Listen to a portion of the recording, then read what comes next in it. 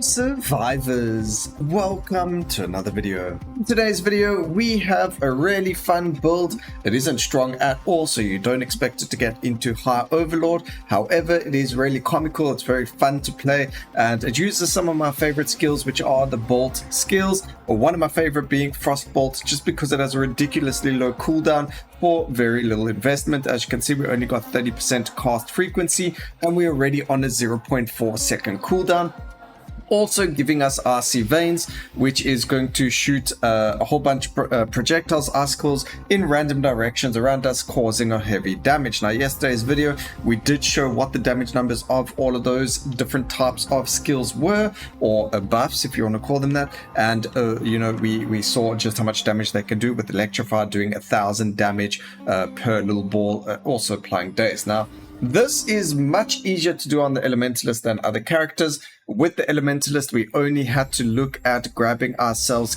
Skill Mastery Chaos. We then run Unconventional Start, Endless Refill, so that we can do some rerolls and locks when we need to. Then we run Multicast Mastery, Focus Fire, Sure-Footed, and Extended Magazine. You can use all the new, runes and upgrades and skills and things like that. This is one of my favorite builds. This is actually my third or fourth iteration of this build. I've done it a couple of times, but the developers keep adding new bolt skills, or they keep adding new runes that change the way that this plays, and it's just getting better and better. So the new skill that was added recently in the new beginning update, was the Earth Bolt. So, we had to revisit the Bolt build and have a look at it. And also, since a whole lot of skill typings were mixed and matched and moved from different characters, and so on and so forth, we used to use the Necromancer for this because she had access to absolutely every single skill bolt, at least, or the bolt type skills. But however, now with the change, the Elementalist is the best character to use if you wanted to use something like this. Again, we just needed the skill mastery for Chaos to get the Chaos Bolt, and then we would be all good over there. So as you can see, 6 skills, all of them bolt skills. If you wanted to use Improved Repertory for 7 skills, you can add Bloodlust into the mix as well for your 7th skill, just so you get that movement speed as well as all that juicy cast frequency. So that is an option if you wanted to change up the runes a little bit. Otherwise, there's a whole lot of different runes. There's all the brand new ones from the Engineer that give you the ammunition. There's all the ones that say don't move and you can do this and that. The only problem with those ones is that they are probably for 0 curse, because you don't want to move. And as you can see, we are moving a lot. We don't have to move, but if we don't move, you can see we get hit real hard, and we don't want that. Now, I've been focusing on mostly just on the cast frequency and upgrades for all of the bolt skills. As you can see, getting multicast for frontal. For some weird reason, lightning bolt is not frontal. It's the only one that isn't. Every single other one of them is. Maybe developers, you've left out a small detail over there, or maybe you feel like lightning bolt is too strong, and if you give it the frontal upgrade, then it's going to be too strong, so you don't want it to have it. But I think, because all of them do have it, maybe it needs to be changed and being given to it. So I don't know, let me know down in the comment sections if you guys think the same thing, and let me know what you think about this build down as well. If it's like a 9, let's give it a rating, at the end of the run, what we think about it, and you guys can let me know what you think about the build as well, and give it a rating down below out of 10, at least 10 out of 10 being the most fantastic, a different kind of build that you've seen, or a 0 out of 10 for being completely useless because it's defenseless and it's not going to get us very far. But we also got to remember that this is for fun, so we can't really take the survivability of a build into consideration here. Otherwise, every single build we would rate a 10 out of 10 is going to land up being everything that has Earthquake and Earth Shield, which is very non-fun. So we don't want to do it that way. We're just going to rate this out of a fun factor, 10 out of 10 being extremely fun, and then 0 out of 10 being really not so fun. I mean, we could take visuals into account as well. Does it visually satisfy you or not? Alright, so we are just beating the next set of bosses. This is the 8 out of 20. There we go, we just focused up after talking about rating the build, and then they die a lot quicker.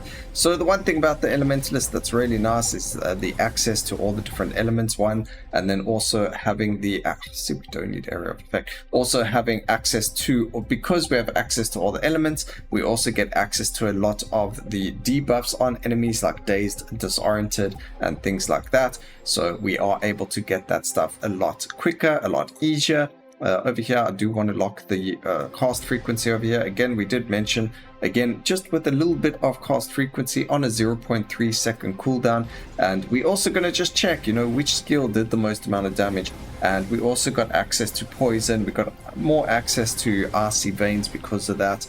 We get access to burning, access to a buff from the light orbs as well. So there's a whole lot of things that we can do with the Elementalist that you can't actually do on another character, or at least you can't do it without a lot of investment on any other character. So if you're looking for a disarray build or something like that, the Elementalist is most likely the best character to do it on, just because of the easy access to our skills without having to invest a lot into the character with runes to get those skills. So if you want to farm using disarray for materials, Elementalist is probably one of the best characters to look at doing that with, especially since we do actually have access to Earth Shield as well as Earthquake on the Elementalist, and that's one of the two best skills, or two of the best skills in the game to farm anything, because the one's the healing and the other's a massive amount of damage.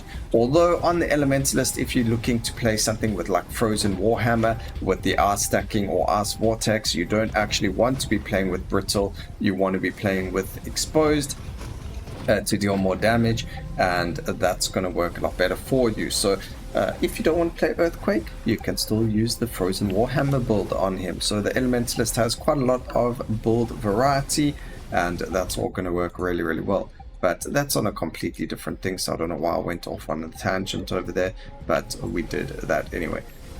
Next set of bosses already dead. One of the other cool things about the Elementalist is look how many orbs there are. We have invested absolutely nothing into our Ascension, so we're not getting any more orb chance, we're not getting more damage from them, whatever the case may be. As you can see, there are just so many of them on the screen. When the next boss fight occurs, we're just going to run around and collect absolutely every single one of them and wail on those bosses, see how quickly we can kill them.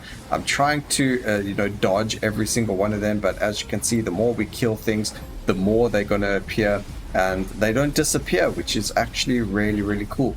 If we compare that to, like, let's say the Arcane Weaver, even the Paladin, all of their ascensions that you have to go and pick up, they disappear.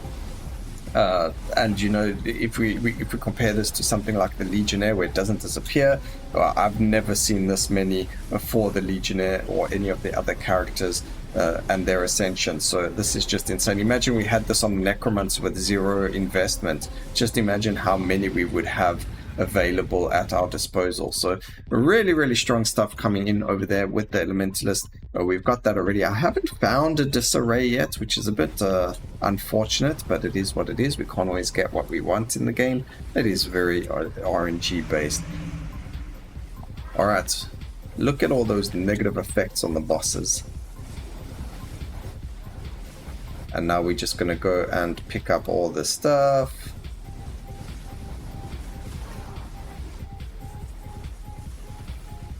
The closer we are to them when we spawn, like the poison and things like that, the better it is for us. And then we do just want to right click, because we put the manual aim on that way. Hold right click, not press right click, and that way we can attack them with our frost. I mean, look how crazy that frostbolt is. It's like a machine gun right now. That is insane. If frostbolt does not do the most amount of damage, then I don't know what would with these skills. It's just insane. Alright, there we go, look at that. Huge amounts of damage. Unfortunately, when we scroll over the bottom over there, we kind of get the mouse going over our skills. You can actually disable that, from what I remember, in the tool. If you turn off tooltips in the game, then when you hover over things, it gets rid of the UI for them, if you know what everything is. and you don't necessarily want to have that show up when you're trying to run circles around the bosses like I just did. So if you want to turn that off, you can. It's most likely very possible. Again, just in the settings, if you turn off tooltips in game, and then it should disappear. There we go. See, so you turn them off. It does still show it if you pause the game, so the tooltips will be there, but while you're running around, the tooltips will be gone, and you don't need to worry about having it to distract you from the rest of the screen when you are playing. So that's something interesting in case you didn't actually know about it, and just something, you know, the more you know. Or, excuse me. Let's see what we can do here. We've got 10 more elites to kill, and then we've got the final set of bosses. I can see all the elites. I just need to go about killing them. So 5 more now. One of these skills is pushing the enemies around, and it really looks funny because they're like floating in the air. So that's actually pretty funny. Look how many of the orbs are all by the corners, or not the corner considering we're playing on a round map, but just look at this. I mean, you can see just how insane that is with the ice over there. Fantastic to see when that happens. I love to see it. It would be really cool if we could find a way, if this wasn't to kill enemies to get the Ascension type of Ascension, then we could really get something going like we did with the Necromancer, where we only use the Ascension to kill enemies. But I think we'd need a lot more investment into the Ascension. But very fun. If you guys enjoyed that and would like to see something like that with all of the other characters, that's something we can also do. But you know, you gotta speak up and say it. Otherwise, I don't actually know if that's something you like to see. But anyway, that was it. I hope you all enjoyed the video. Please remember to like, comment, and subscribe. Your support goes a very long way. And always remember, keep safe, survivors. Until next time, cheers.